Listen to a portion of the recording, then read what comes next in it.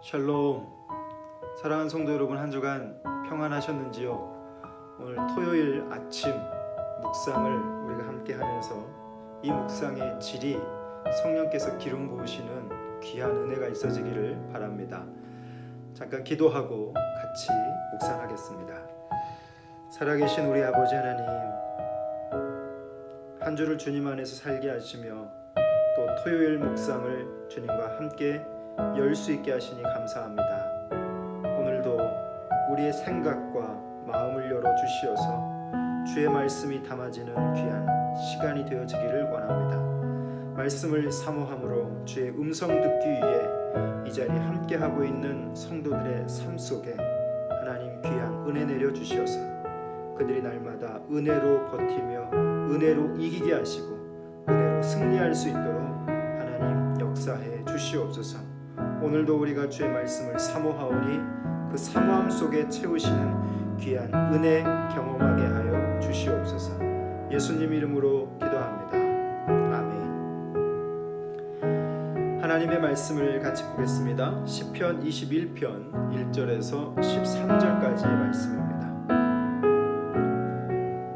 제가 말씀을 읽겠습니다. 함께 여러분도 소리를 내서 읽어주시길 바랍니다. 여호와여, 왕이 주의 힘으로 말미암아 기뻐하며 주의 구원으로 말미암아 크게 즐거워하리이다. 그의 마음의 소원을 들어주셨으며 그의 입술의 요구를 거절하지 아니하셨나이다. 주의 아름다운 복으로 그를 영접하시고 순군 관을 그 머리에 씌우셨나이다. 그가 생명을 구하매 주께서 그에게 주셨으니 곧 영원한 장수로소이다. 주의 구원이 그의 영광을 크게 하시고 존귀와 위엄을 그에게 입히시나이다. 그가 영원토록 지극한 복을 받게 하시며 주 앞에서 기쁘고 즐겁게 하시나이다. 왕이 여호와를 의지하오니 지존하신 이의 인자함으로 흔들리지 아니하리이다. 왕의 손이 왕의 모든 원수들을 찾아내며 왕의 오른손이 왕을 미워하는 자들을 찾아내리로다. 왕이 노하실 때에 그들을 풀무불 같게 할 것이라. 여호와께서 진노하사 그들을 삼키시리니 불이 그들을 소멸하리로다. 왕이 그들의 후손을 땅에서 멸하며 그들의 자손을 사람 중에서 끊으리로다. 비록 그들이 왕을 해하려 하여 음모를 꾸몄으나 이루지 못하도다. 왕이 그들로 돌아서게 하며 그들의 얼굴을 향하여 활시위를 당기리로다. 여호와여, 주의 능력으로 높임을 받으소서. 우리가 주의 권능을 노래하고 찬송하게 하소서. 아멘. 오늘 우리가 읽은 이 본문의 말씀의 제목을 매일 성경에서는 이렇게 정리하고 있습니다. 승리한 왕을 위한 기도입니다. 역시 다윗이 이 시편을 노래했는데요. 오늘 다윗이 1절부터 보게 되면 하나님을 크게 즐거워하고 있음을 보게 됩니다. 여러분, 우리가 계속 이 다윗의 시편을 묵상하고 있지만 그의 상황 그리고 그의 형편을 볼 때 그는 크게 기뻐할 만한 일이 그렇게 많지 않습니다. 그의 상황에서는 그렇지만 오늘 그의 내면 속에서는 크게 기뻐하는 그 무엇이 있다는 거죠. 오늘 시편은 우리에게 그것을 보여주고 있습니다. 크게 즐거워할 만한 일이 무엇이 있을까? 여러분 한번 생각해 보면 좋겠습니다. 다윗이 그 인생에서 크게 즐거워할 만한 일, 그게 무엇인가? 예를 들면 저와 여러분의 삶 속에서 현재 가장 크게 기뻐할 만한 일이 있다면 무엇이 채워져야 그것을 기뻐할 수 있을까요? 다윗은 지금 상황에 나아지지는 않았습니다. 상황이 좋아지지도 않았던 것 같습니다. 그런데 그의 내면 속에, 즉 그의 영혼 속에 만족할 만한 그 무엇이 채워져 있음을 우리는 이 말씀을 통해 보게 됩니다. 시인 이 다윗이요 크게 즐거워하는 이유를 1절에서 밝히고 있어요. 같이 보시면 여호와여, 왕이 주의 힘으로 말미암아 기뻐하며 주의 구원으로 말미암아 크게 즐거워하리이다. 첫 번째는 주의 힘으로 말미암아라고 이야기하고 있고요. 두 번째는 주의 구원으로 말미암아라고 이야기하고 있습니다.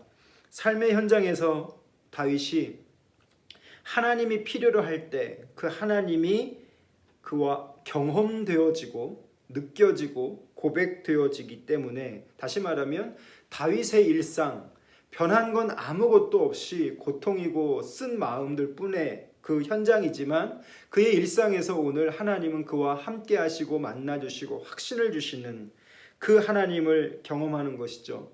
일상에서 이런 하나님을 만나게 될 때 그것이 바로 하나님을 크게 기뻐할 수 있는 이유가 될 것입니다. 이런 하나님을 만나고 기뻐할 수 있으려면 무엇이 필요할까요? 저는 그것을 좀 생각해 봤는데요.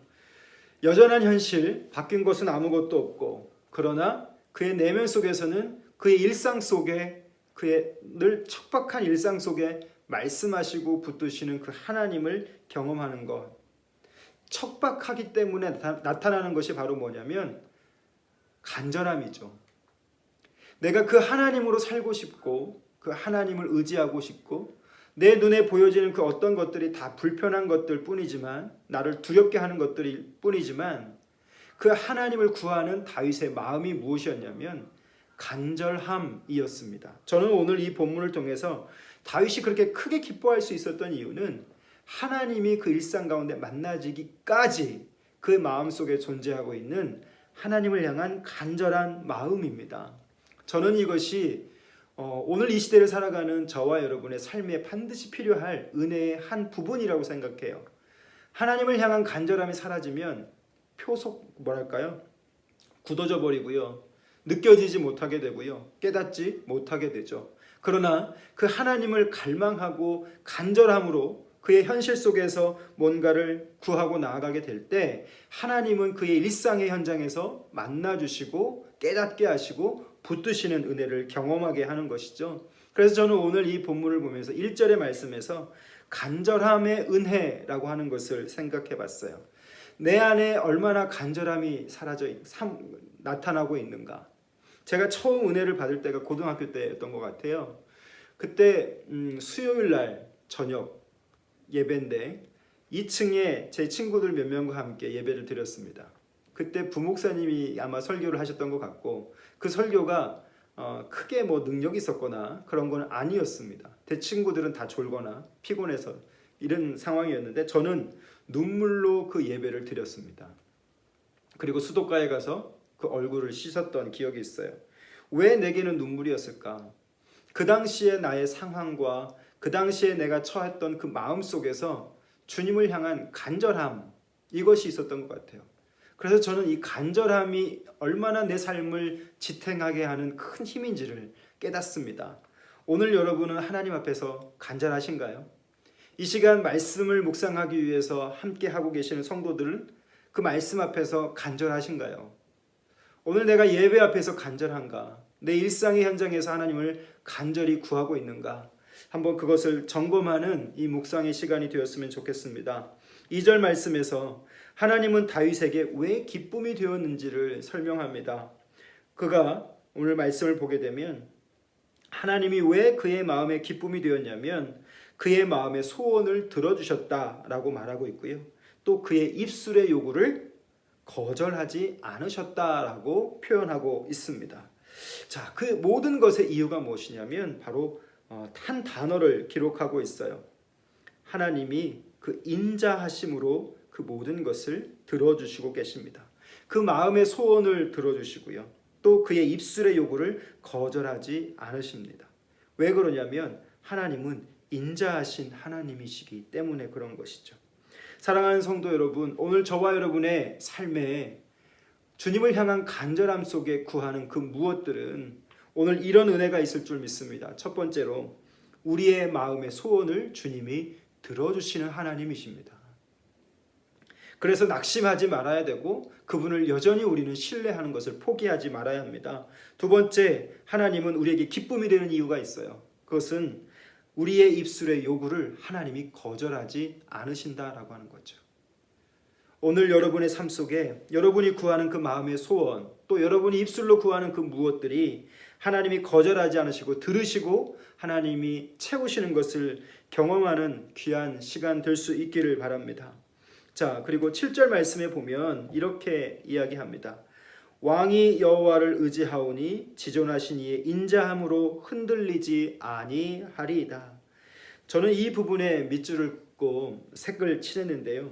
왜 그러냐면 내가 여호와를 의지하오니 흔들리지 아니하리이다. 저는 여기서 질문을 던졌습니다.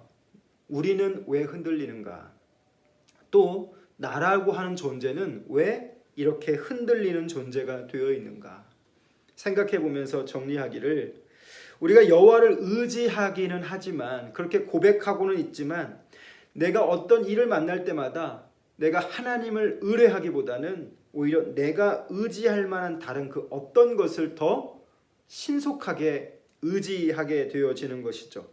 자, 이것이 오늘 우리 가운데 좀 깊이 생각해 봐야 할 문제일 것 같아요. 여호와를 의지함으로 흔들리지 않아야 되는데 우리는 내가 의지할 만한 그 무엇을 의지함으로 매번 흔들리게 되는 거죠. 내 인생의 노하우, 내가 지금까지 경험한 그 어떤 것들, 또 내가 의지할 만한 그 무엇들이 있어서 그것들이 내게 여전히 내 삶 주변에 포진하고 있어서 그것들이 내게 더 가깝고 그것들이 내가 더 신뢰할 만한 것이 될 수 있다라고 하는 거죠. 저는 그것을 생각해 봅니다. 그래서 오늘 성도 여러분, 오늘 내가 왜 말씀이 있음에도 불구하고 흔들리고, 오늘 내가 하나님을 의지하면서도 왜 흔들리는 삶인가, 그것을 한번 생각해 보는 시간이 되었으면 좋겠습니다. 오늘 7절 말씀에 내가 여호와를 의지하오니 흔들리지 아니하리이다. 오늘 하루도요, 하나님은 우리로 하여금 찬송받기를 원하십니다. 그리고 오늘 우리의 시간 속에서도 하나님은 찬송받을 이유가 있으신 분이죠. 그러면 오늘 하루를 우리가 마칠 때 여러분 꼭 기억하십시오. 우리도 시편의 기자처럼 이렇게 주님을 찬송함으로 우리 하루를 마감할 수 있는 귀한 은혜의 하루가 되었으면 좋겠습니다. 왜냐하면 13절에 그는 이렇게 고백하죠. 여호와여 주의 능력으로 높임을 받으소서, 우리가 주의 권능을 노래하고 찬송하게 하소서. 우리의 시간이 하나님을 이렇게 높일 수 있는 찬양이 나타나는 시간이 되었으면 좋겠습니다. 우리가 예상하는 것들이 다 불분명해지고 우리가 예측하는 것들도 다 어그러지는 이 시대 속에서 무엇이 우리를 흔들리지 않게 할 수 있는가? 오늘 시편 기자는 단호하게 우리 가운데 보여줍니다. 여호와를 의지하오니, 이것이 오늘 그의 구함이었고 그의 고백이었습니다. 그리고 그는 이렇게 고백하죠. 지존하신 이의 인자함으로 흔들리지 아니하리이다. 이 인자함의 단어에 여러분 동그라미를 치시면 좋겠어요. 하나님은 오늘도 하나님을 의지하는 저와 여러분에게 인자함으로 우리를 흔들리지 않도록 붙잡아 주시는 하나님이 되어 주십니다. 사랑하는 성도 여러분, 오늘 여러분이 주님 앞에서 기뻐할 수 있는 하루 되실 수 있기를 바라고요. 그 영혼에 만족할 만한 그 무엇들이 오늘 다윗이 고백하는 것처럼 주의 힘으로 말미암아 또 주의 구원으로 말미암아 기뻐하는 것이고, 또 그의 마음의 소원을 들으시고 그 입술의 요구를 거절하지 않으시는 그 하나님으로 여러분 경험되어지시기를 주님의 이름으로 축복합니다. 오늘 하루도 이 말씀 붙잡고 이 말씀 속에서 주시는 은혜로 하루를 넉넉하게 견디실 수 있기를 주님의 이름으로 부탁드립니다. 기도하겠습니다. 살아계신 우리 아버지 하나님, 주를 의지하는 자에게 주의 아름다운 복을 허락하신 줄 믿습니다. 늘 인자하심으로 그를 의지하는 자들에게 흔들리지 않게 붙잡아 주시는 우리 아버지 하나님, 우리의 삶의 현장에서 우리가 흔들리지 않는 은혜를 허락하여 주시옵소서. 우리는 늘 넘어집니다. 늘 상해져 있고 깨어집니다. 그러나 오늘 다시 또 주의 말씀을 바라보며 내가 그 주님으로 말미암아 크게 기뻐하고 주님을 의지하기 원하오니 우리를 붙잡으사 날마다 그 주님 앞에서 간절함의 은혜가 사라지지 않도록 은혜를 베풀어 주시옵소서. 우리 성도들의 한 사람 한 사람이 날마다 주님을 찬송하게 하시고 하루를 마감할 때도 나에게 역사하신 하나님, 나에게 말씀하신 하나님, 나의 마음을 소원을 들으시고 나의 입술의 요구를 거절하지 않으신 하나님을 찬송할 수 있는 오늘 한날이 될 수 있기를 원합니다. 여전한 우리의 삶의 환경 속에서도 주의 말씀을 열고 다시 주를 의지하오니 하나님, 우리가 흔들리지 않는 귀한 하루의 삶을 살 수 있도록 주님 충만한 은혜 내려 주시옵소서. 예수님 이름으로 기도합니다. 아멘. 사랑하는 성도 여러분, 내일은 거룩한 주일입니다. 여러분, 이 주일 안에서 여러분이 풍성한 은혜 누리실 수 있도록 기도로 준비하시고 예배에 참여하시면 좋겠습니다. 오늘 하루도 주님을 의지함으로 행복하시고 아름다운 시간 되실 수 있기를 바랍니다. 감사합니다.